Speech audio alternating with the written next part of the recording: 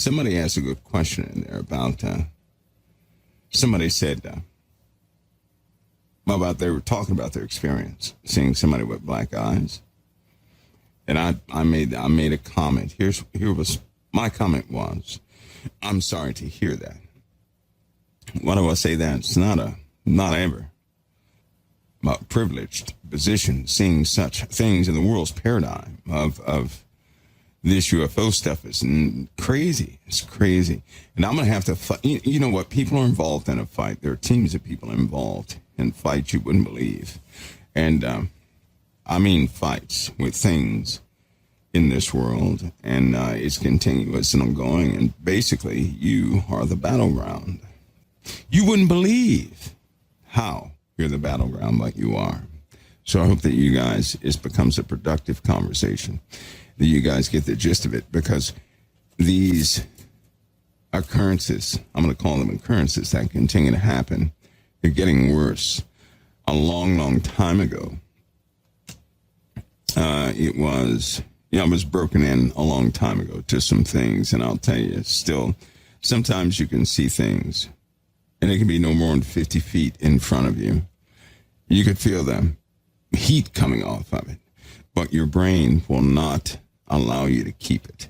In other words, what I'm saying to you is that a lot of people have this type of desire to see, to have confirmation that the other side is what they suspect it is.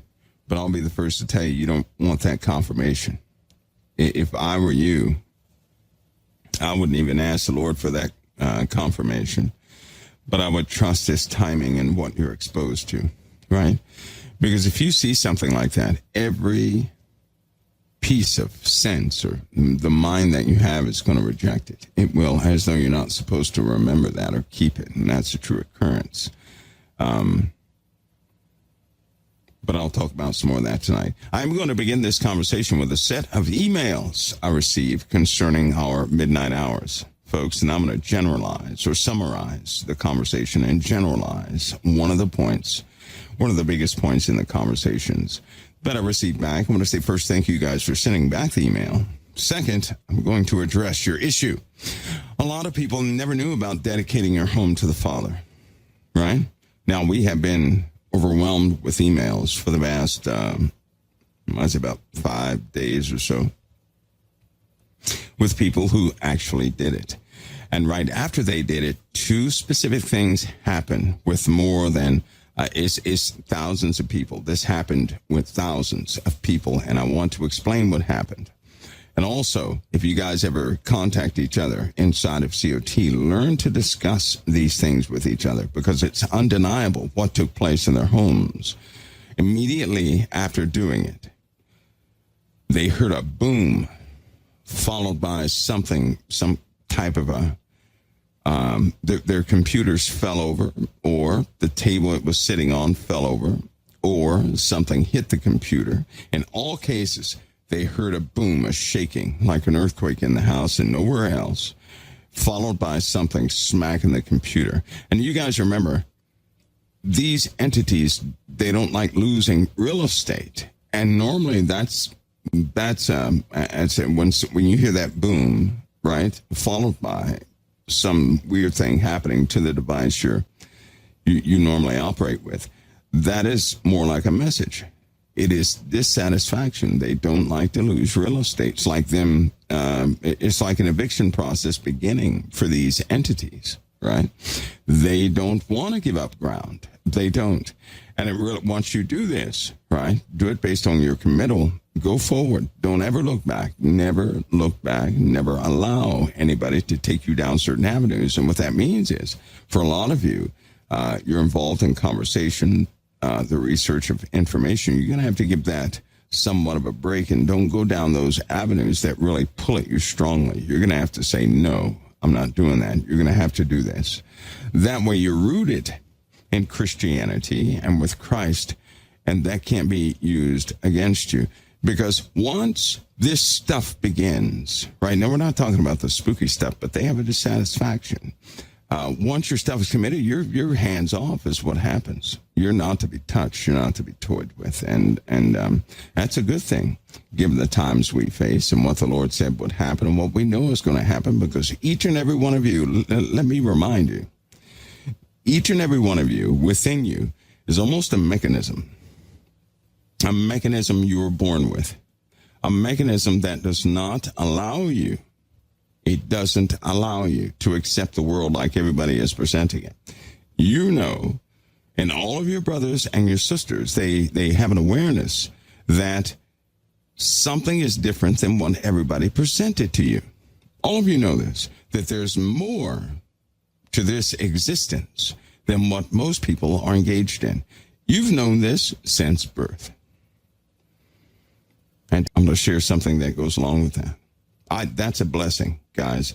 When you cannot see the world like everybody else, when you know something is not like they present it, that is a blessing. That is a blessing you couldn't, there's no way you could actually receive into yourselves how much of a blessing that is. One, you're not going to accept this normalcy that people call normal in life. You've never been allowed to have normal. You've longed for it. You've tried to get it and hold on to it, but it evades you, doesn't it? It escaped you. You cannot have it. And the more you try to have it, the more resistance of a weird type that you get, because it's not demons fighting you on that issue. No, that's your father never allowing you to sink into the slumps of thinking that what you see is what you get. You're not allowed to do that. I know many of you have tried. You've been disheartened by it. You can't act with a happy face with your families when you have family gatherings. I can almost guarantee you guys feel awkward around your families because you just don't see things like other people do. I've noticed a small gift within many of you, and it's almost like a discernment of feelings. I'll put it that way.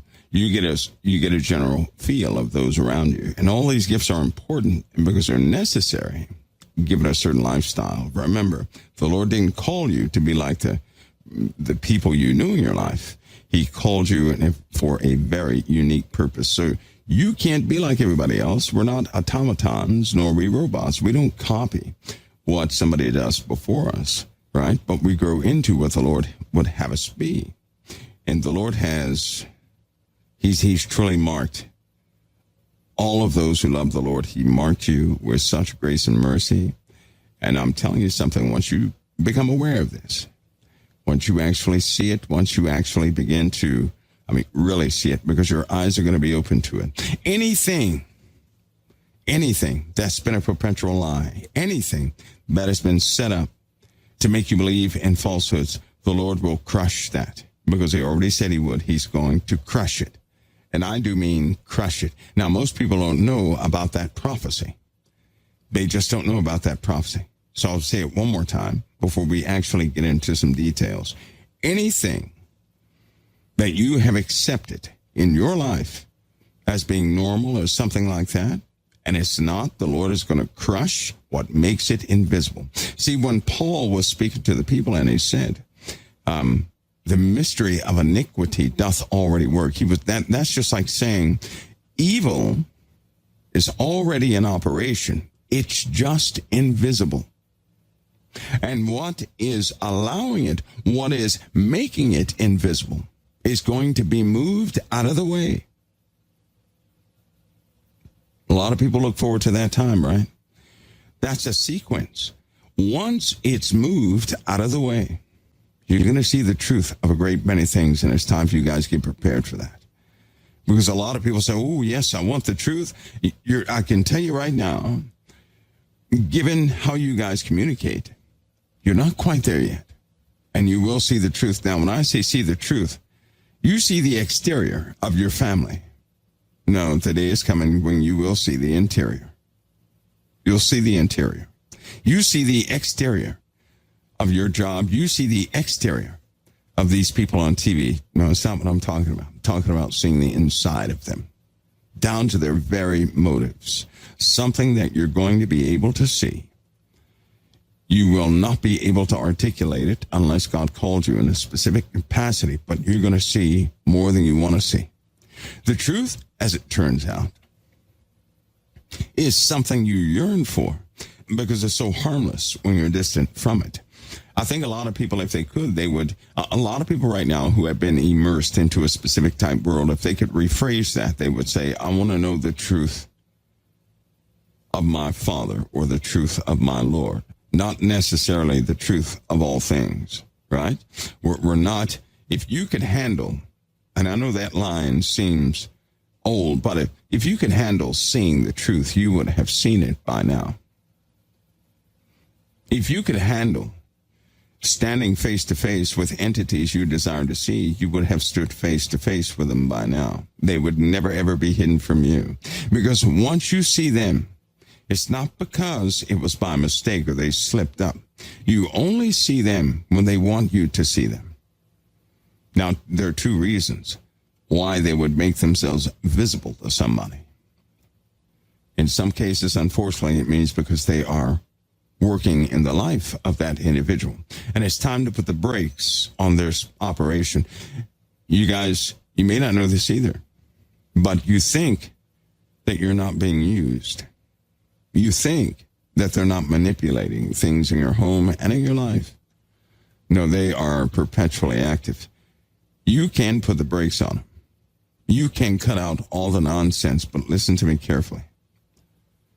Because what I go in tonight will expose within you and your mind, if you truly are willing to see, but to still walk like a Christian. That's a hard question, right? That's one of those things that you believe that you're naturally ready to do that already. That's not the truth. And as I expose more and more of this to you, you'll understand. Okay, you will understand. Now, we're going to give everybody a chance to get settled, mainly me. I'm going to go grab some milk. I need milk. I do. And when I come back, we're going to open up the conversation with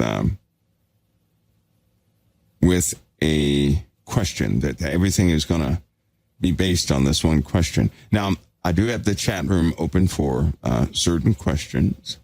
So I'll get those as I get them. Listen, if I don't get a chance to answer your question, it's because I just simply didn't have the time or totally missed it by the eye. I'm all over the place when I speak, so you guys would laugh to see me behind a podium. Okay, you would. But take note, I'm looking at what you're writing, and I will pick out certain ones that do not require, 3 hours to tell you about. Right? But I want to get them answered, is what I'm saying. So if I miss something, you guys make sure you note that down, and we'll get that during the next Q&A, okay? So you guys get you something to drink, get ready, get your seatbelts on, make sure that the armor is on correctly. This probably is not a conversation that a young mind would truly comprehend, right?